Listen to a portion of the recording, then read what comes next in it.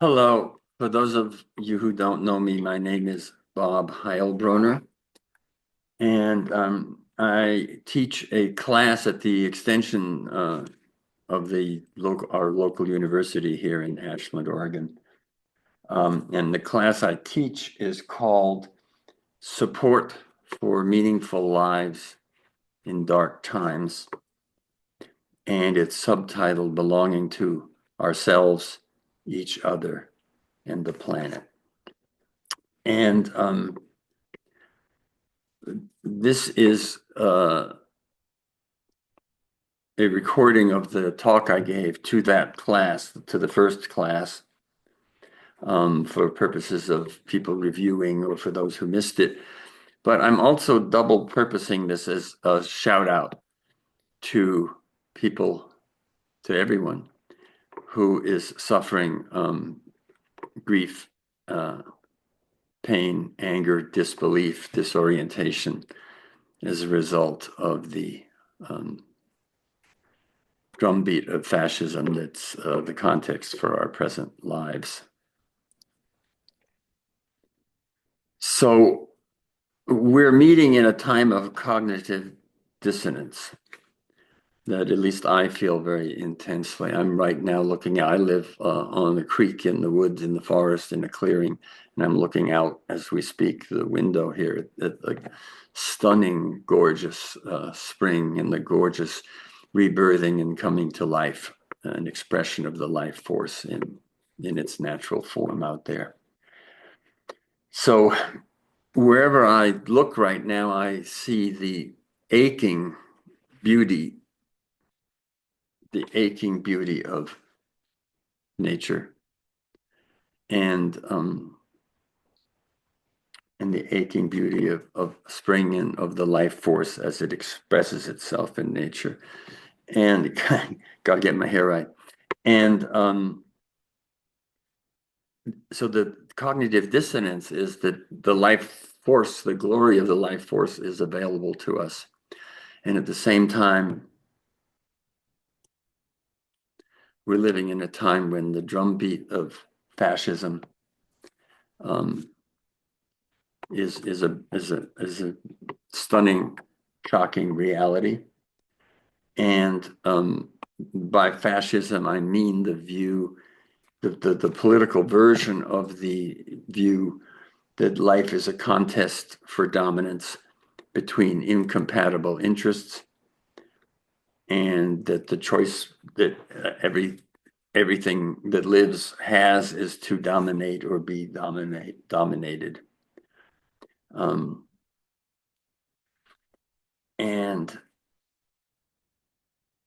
But our aching love right now it's so beautiful. Nature is being so glorious and beautiful that it hurts. That I feel an ache in my solar plexus and a gasp at the beauty of the world. And it's sort of the ache of love, and it's the same ache that I felt when I had my child, my son, and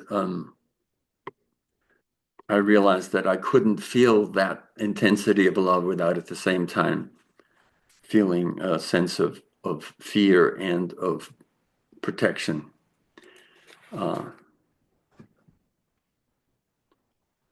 For the life that I love. So I want to say that ache and that we feel tells a very different story than the fascist paradigm, or what in this course I call the narcissistic paradigm. The sweet hurt in our heart tells us that we belong. We belong here. We belong to this world. We belong to this beauty. We belong to nature. We are made for this world, and we're made for this moment. That it tells us that we are the result of an ancient web of life that's been created from the first atoms and the first minerals and the first organic molecules and the first one-celled animals and the first coming together of one-celled animals into more complex animals, that everything that has come before us has created this web of life that we are, and us in it, and that we are webbed into, and that sustains us, and that makes our life possible, that has gifted us, and that we are created to be a contributing member of. And among other things, that we have been gifted an internal compass that connects us to the life spirit that inhabits everything that's incarnate in the world. And that we have an internal guidance that represents the life force to guide us. And to connect us to the spirit of life, the energy of life. I experienced this once in a particular way that I think I'll talk about. Like I said, I live in the woods, and around our house is a bed of St. John's wort, which is a deep green foliage that covers a lot of ground. And a certain time of year, these glorious butter-colored shaped fat, juicy blossoms come up, and they each have a sort of a trampoline of stamen with fuzzy tips on it that has a pollen-laden stamen. And I was watching that, and all of a sudden, not all of a sudden, but at one point I realized that practically every one of these things had a black and golden colored bumblebee bouncing, trampolining on the stamen. And they were obviously in ecstasy. They were going, "Ooh, wow!" They were like high from the joy of it. And so what I got from that was that everything that exists, well, that the St. John's wort was saying, "Hey, this is me. This is what I got. Any takers? Anyone interested?" And the bumblebees were saying, "Whoa, yeah, this is good. This is cool. Woohoo, yes, sir." And the intellectual conceit I got from this was, or it's actually a more an emotional conceit, was that everything that exists offers itself to everything else. And everything whose offer is accepted gets to be woven into and part of the web of life.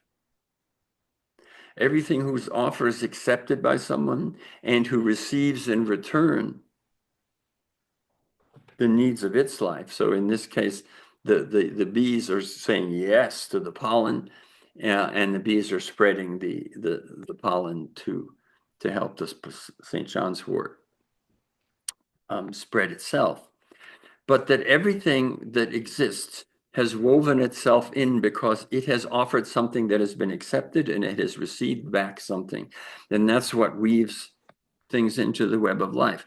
And anything whose offer is not accepted falls through the web of life and doesn't exist, doesn't continue to exist.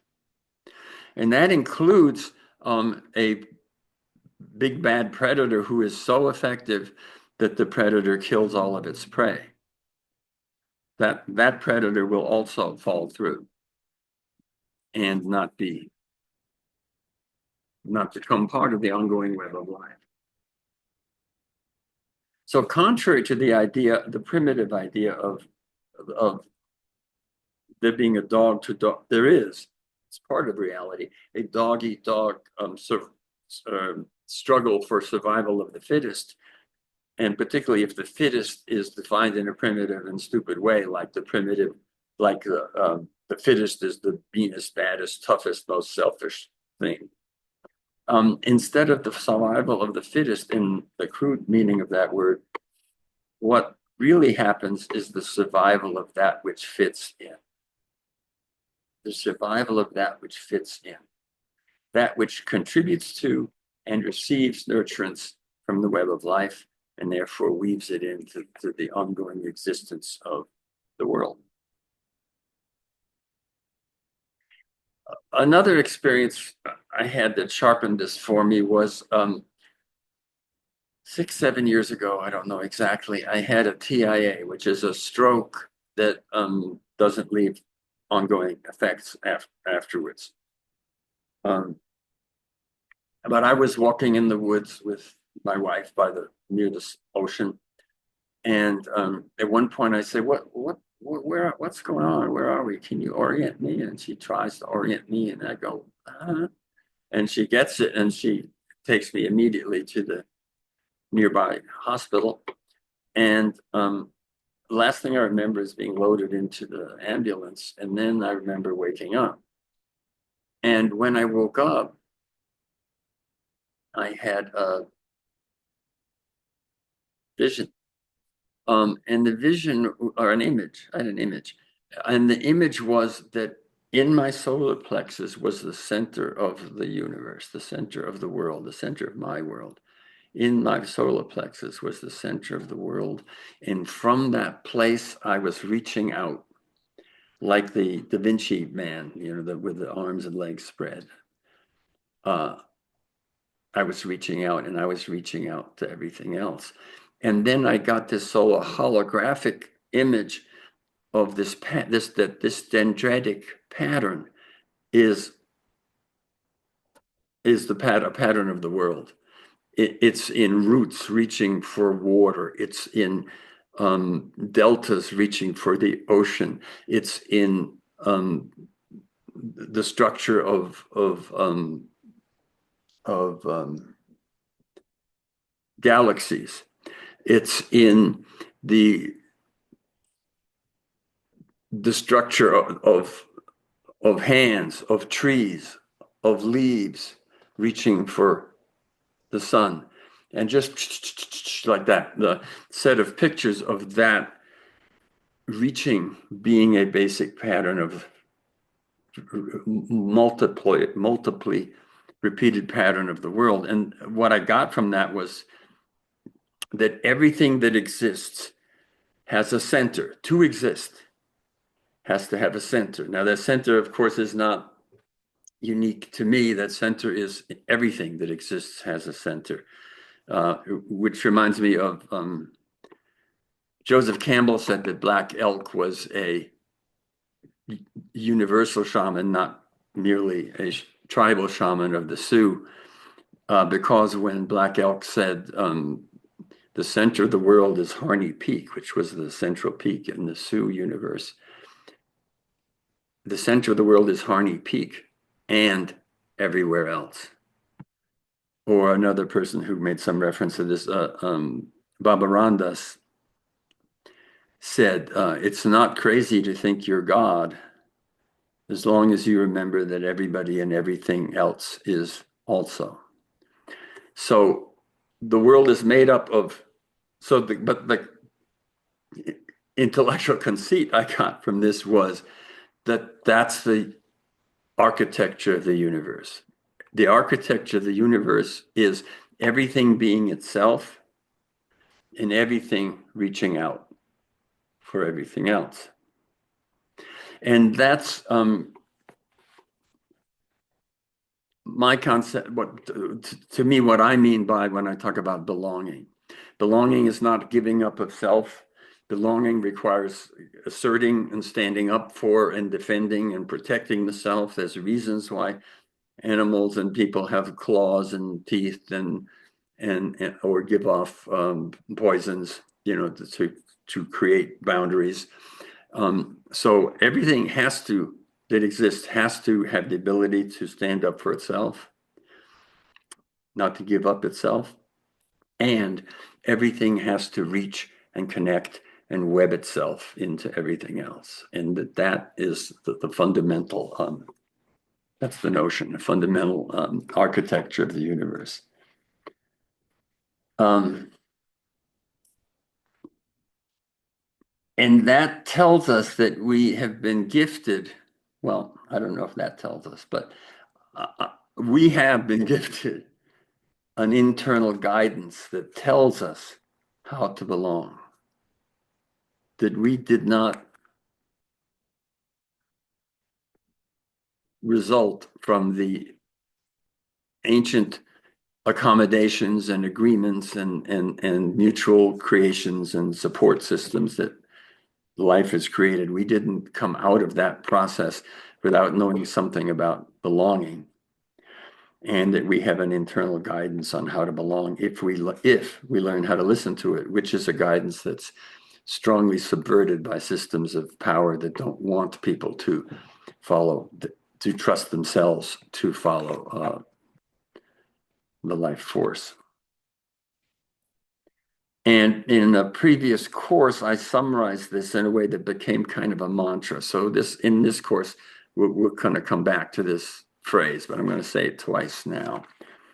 That we have a deep, instinctual, adaptive meaning that it's part of what allowed us to adapt to and to continue to exist. So it's adaptive, instinctual, adaptive, deep desire to be a contributing, empowered, valued member of a meaningful whole that is greater than us and that is worthy of our allegiance and ultimately sacred. Again, that we have a deep, instinctual, adaptive desire, evolution has gifted us that, to be a contributing, empowered, valued member of a meaningful whole that is greater than us and that is worthy of our allegiance and ultimately sacred. And that when we have that, we are healthy, joyous, happy, connected, and spiritually whole. And when we don't have it, we are lonely, lost, angry, desperate, and dangerous. And that the failure of the current system, and by that I mean not just the Trump and the fascist version of it, but what I'm going to, in this course, be calling the narcissistic paradigm, the dominant paradigm of our time, dominant paradigm of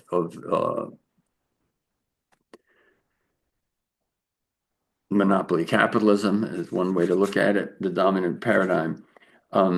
The failure of the dominant paradigm on all its levels to provide a meaningful membership to its citizens is what makes us vulnerable to fascism, what makes us vulnerable to a false membership to something that where we're not respected, we're not, let me look at those phrases again, a membership in which we're not empowered, we're not valued, right? We're only in Trump's horizon to the extent that we agree with him. The minute we don't, we thrown out.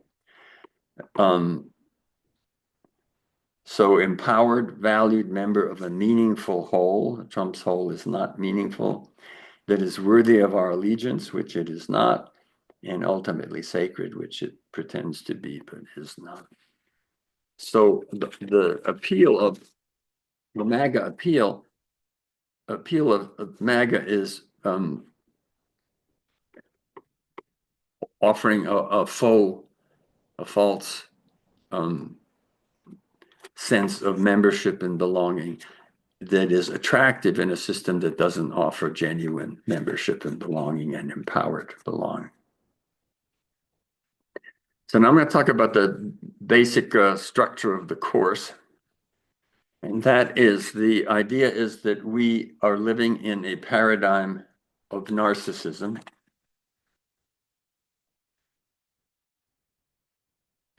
Which sees life as a zero-sum contest for survival among opposing interests, and thus celebrates and promotes dominance over the other.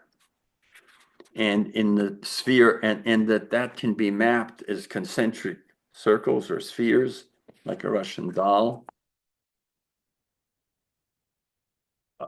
because it permeates every level of our life.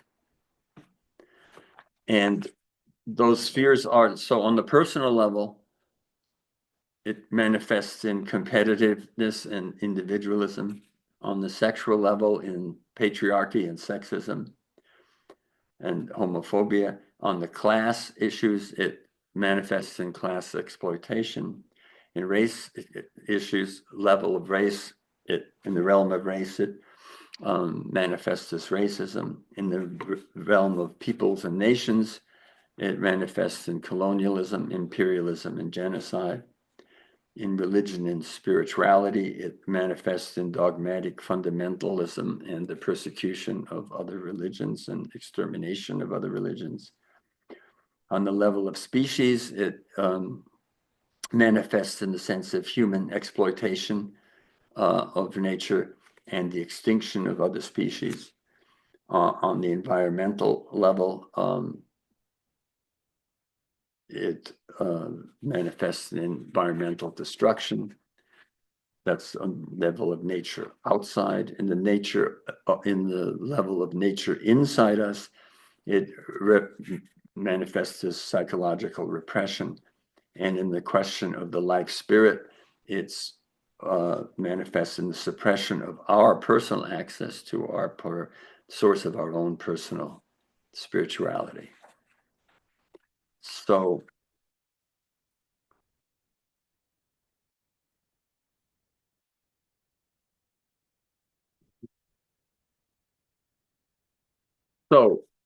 on all of those levels,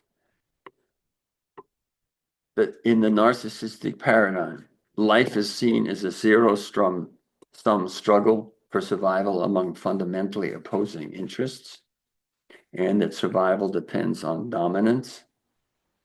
And the dominant metaphors of that are a contest, a battle, a competition, conflict, war, hierarchy, dominance. And the slogan of it would, if honest, would be, do unto others before they do unto you. And I'm saying that what nature is, that model has manifested in wars, species extinction, genocide, and so forth. It's manifested in loneliness and isolation. It's manifested in so many ways that nature is calling for a transition. Nature is calling for a transition to what I'm calling a paradigm of communion, or a paradigm of belonging. So to a new set of concentric circle in which in each level of our lives, the dominant metaphors would be belonging, membership, communion, mutuality, mutual dependence, community, co-creation, network, web of life, chorus, symphony. And it's best expressed or most beautifully expressed in the Native Americans' expression, all my relations, that the world is all my relations, including the animals and the creatures, but also the rivers and the canyons and the trees. But basically the idea is that we're all in this together. And the basic idea of do unto others, the basic Christian idea that whatsoever ye do unto the least of these, ye do unto me, says Jesus, which is to say, if you mistreat any part of life, you're mistreating God, because God is in everything. And the idea that the hole in the other side, other guy's side of the boat, is my problem. So this course is meant to clarify and support us in taking part in a transition from a paradigm of communion and a paradigm of communion, and is trying to deal with how we can resist and contribute to that transition by resisting and transforming how we do stuff at every one of those levels. Now, to call the problem a paradigm is intimidating because it means that it has us at all levels. And it not only has us at all levels, but it has us to a large extent unconsciously, works unconsciously in controlling us at all of those levels. But paradigms have a life cycle like everything else. Paradigms have a life cycle. Paradigms live to be born, to flourish, to decline, to die, and to give birth to the next thing, to give birth to something new. And this birthing process goes on. It doesn't start at the end. This birthing process goes on ongoingly. This birth process is going on ongoingly in the interstices of the old system. And it's fashioned from the failures of the old system, but also the broken promises of the old system, the things that the system promised but didn't deliver on. In our case, freedom, where freedom gets defined in weird ways, but true freedom is not offered and is resisted by the system. And we have been contributing, human beings have been contributing to doing this, to resisting and transforming the system at every level, all of our lives. All of our lives. It's not something new. We have been building this. And in fact, Trumpism is a violent and desperate effort of the old system to reclaw back its power, to reclaw back the power of the old.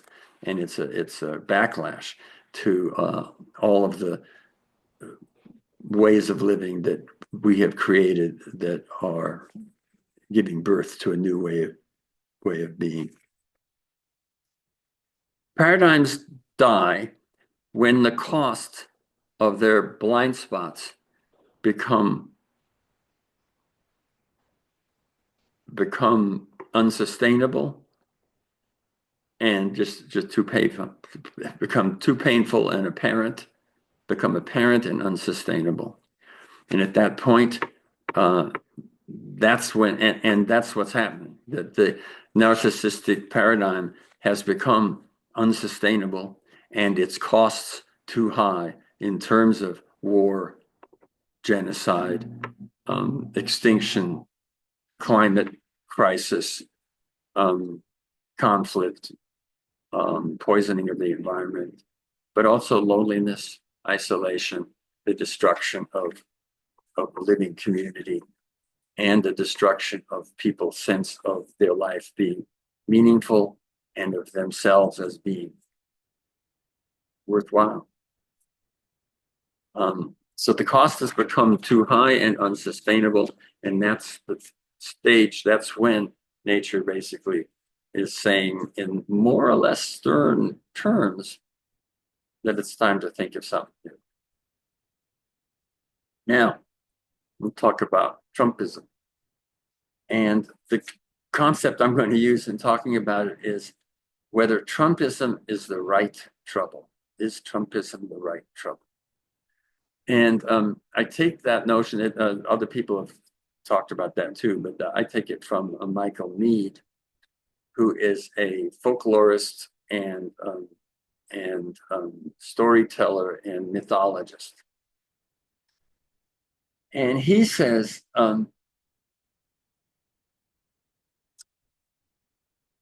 that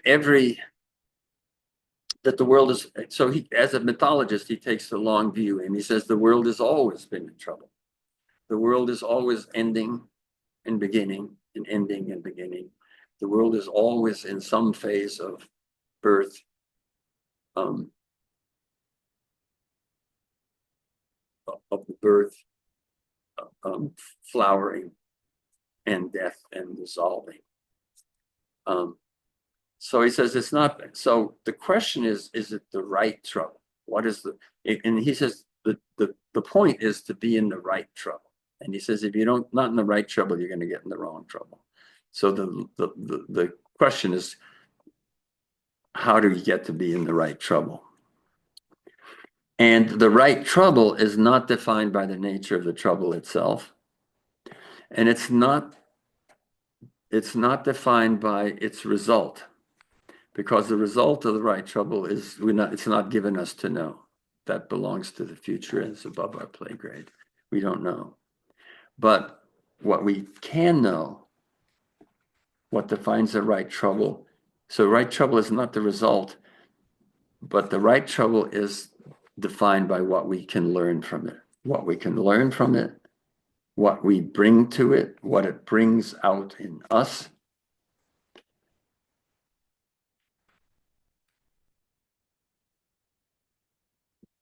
What gives us a sense of meaning for our lives and helps us find our place in relationship to the whole.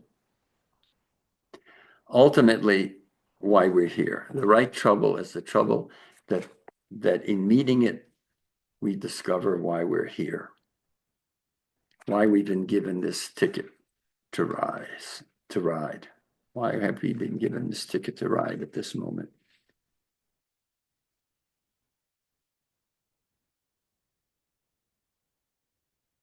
So the reason why Trump might be the right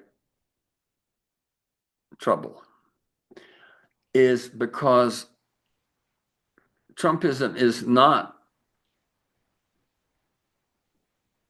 the individual sociopathy of a deeply damaged human being, but because Trump is a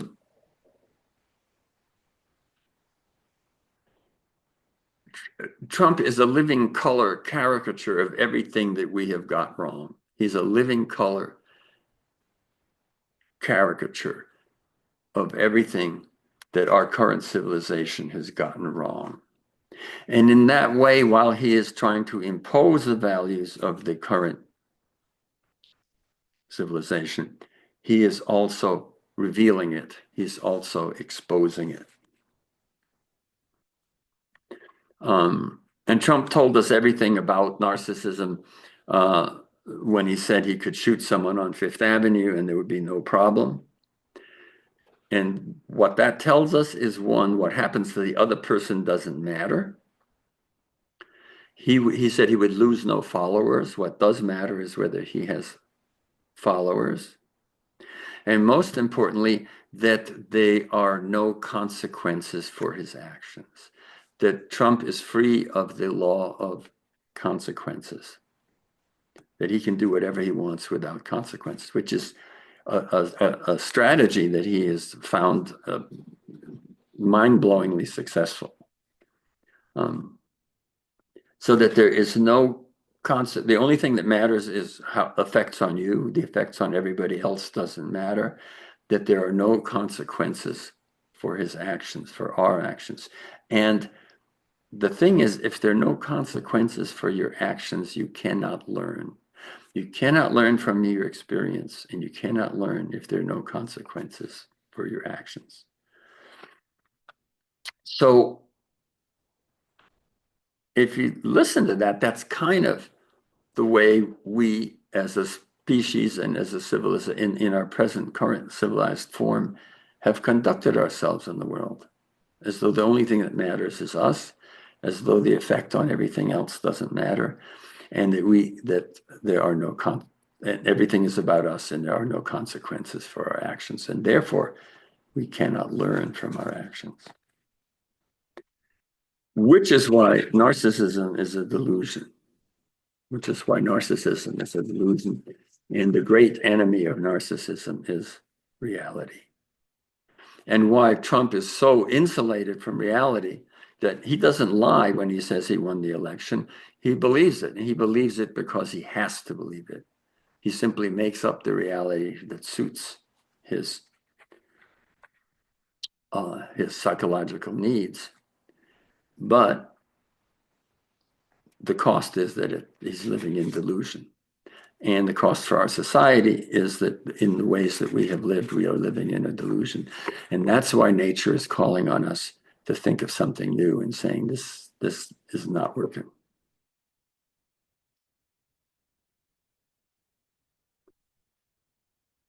So, but we, the common people, are the ground. We, the common people, have always found a way to keep life going and to live meaningful, loving, life-affirming, spiritually rich lives among the catastrophes of life, the plagues and the genocidal wars, along the capacity, the catastrophes of life that have been visited on us largely by the princes of, while the princes of power played musical chairs and visited war and holocausts on ordinary people. We can be the living, loving, joyful, grateful, meaningful ground. We can live meaningful lives while fighting for the larger life of humanity and nature and the planet.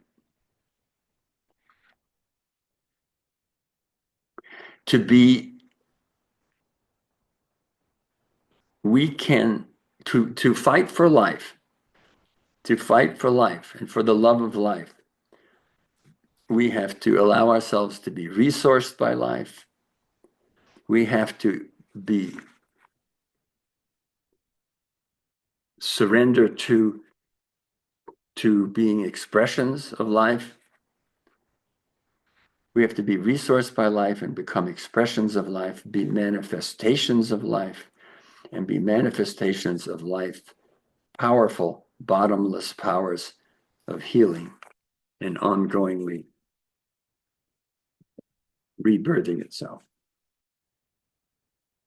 Now that is different than one of the great characteristics of the narcissistic system is exceptionalism. It celebrates the exceptionalism of the top, for instance, of the oligarchs, and their inability to understand their accountability to and their dependence on what goes on below, the ground below. And that's true of in social systems, and it's true of ecologically true. But so we are not exceptions. We are expressions of nature.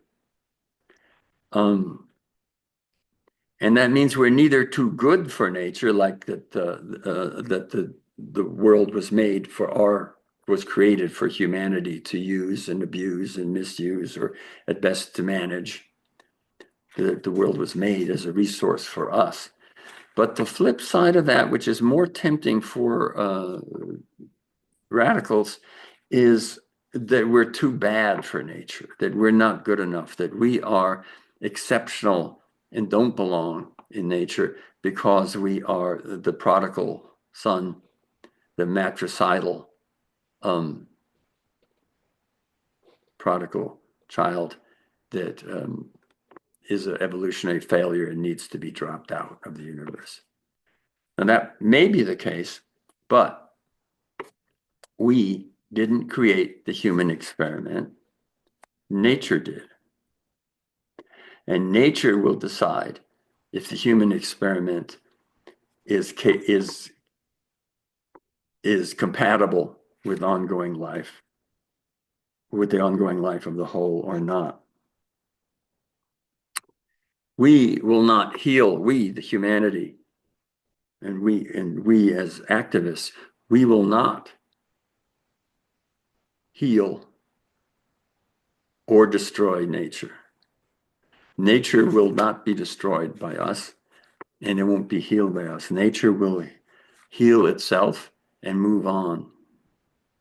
And nature will use us as part of its ongoing healing and rebirthing process if it finds us useful.